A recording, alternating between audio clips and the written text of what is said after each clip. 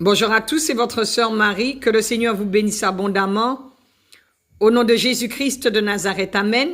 J'espère que tout le monde se porte bien dans le nom de Jésus-Christ de Nazareth. Je voudrais partager un passage de la Bible avec vous, ce que le Saint-Esprit a fait monter dans mon cœur, dans le livre de Hébreux chapitre 12. À partir du verset 15, il est écrit « Veillez à ce que nul ne se prive de la grâce de Dieu, à ce qu'aucune racine d'amertume, poussant des rejetants, ne produise du trouble et que plusieurs n'en soient infectés. » Amen. Le Seigneur nous dit de veiller. Ça veut dire que nous devons faire attention les uns aux autres. Et nous devons observer les comportements, les attitudes des gens pour voir s'ils n'ont pas des racines d'amertume. Une racine d'amertume, c'est quoi? C'est un esprit. C'est un esprit qui affecte la vie de quelqu'un. Comment c'est entré, on ne sait pas. Ça peut être par des blessures, ça peut être par des agressions, ça peut être par des choses que la personne elle a subies. Mais quand ce problème-là n'est pas traité, quand cet esprit n'est pas chassé, ça peut infecter tout un groupe de personnes, toute une famille, toute une église, tout un lieu, tout un lieu de travail.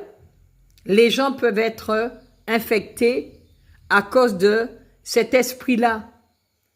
Parce que c'est un esprit qui apporte de la haine, qui apporte de l'animosité.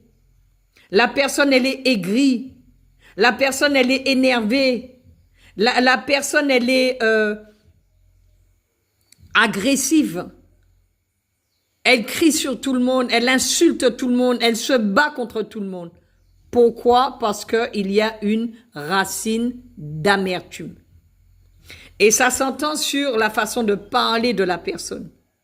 Elle va juger tout le monde, elle va critiquer tout le monde, elle va surveiller tout le monde, elle va se mêler de la vie de tout le monde, elle va fouiller dans la vie des gens parce qu'il y a une racine d'amertume. C'est quelqu'un qui est blessé.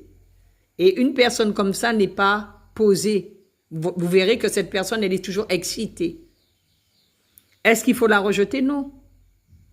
Il faut lui donner beaucoup d'amour, il faut prier pour elle et il faut chercher à savoir comment cet esprit-là est rentré dans la vie de la personne. Amen.